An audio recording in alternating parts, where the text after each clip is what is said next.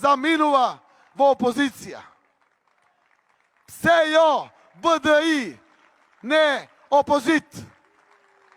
Зошто не Дуи да биде опозиција?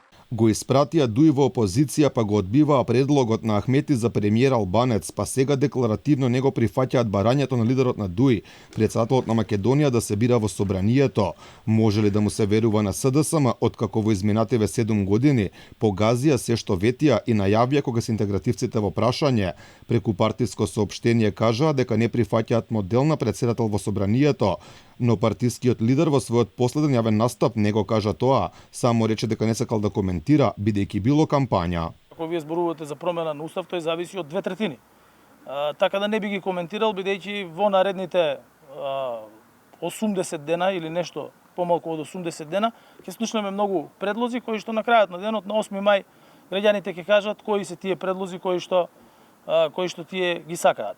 А партиското соопштение каде велат дека се против дојде вечерта по оваа изјава на Ковачевски, кој не кажа дека е против. Според познавачите, не може да се верува на она што социјалдемократите го зборуваат на тема Дуи во предизборната кампања. Политичкиот аналитичар Александар Ристевски вели тоа се покажало многу пати до сега.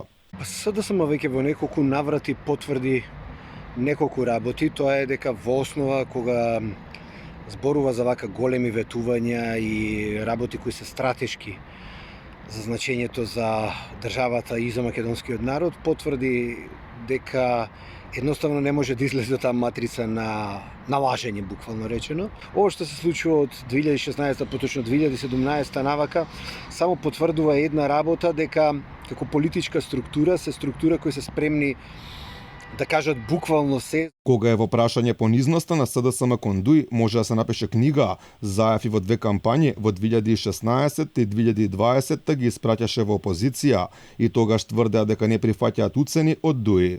Крајно време после 17 години и Дуи да замине во опозиција. Доволно е, но уцени нема да прифаќаме од никој.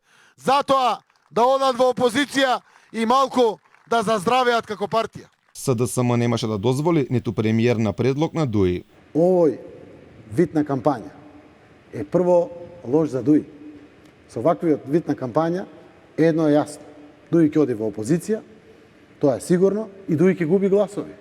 За Заев не постоеше ниту тиранската платформа, но таа веќе со години е реалност. Како производ од овој документ се појави законот за јазици, изгласан во 2018-та, а специјално формирано беше Министерството за политички систем на Артан Груби. Кој бе тоа ќе спроведе во Радови, во Струмица, во Прилеп, во Кавадарци за јазичност? Глупости невидени, до каде забегаа? Зборува дали лекарот ќе направил проблем, па живот ќе се загубил. Наместо опозиција, Дуи ги доби главните ресори во владата, покрај тоа што моментално имаат премиер, имаат министер за надворешни работи, а раковрати со парите, бидејќи во нивните раце се финанси и економија. Прво ќе ви кажам како ќе функционираме. Како до сега. Како до сега.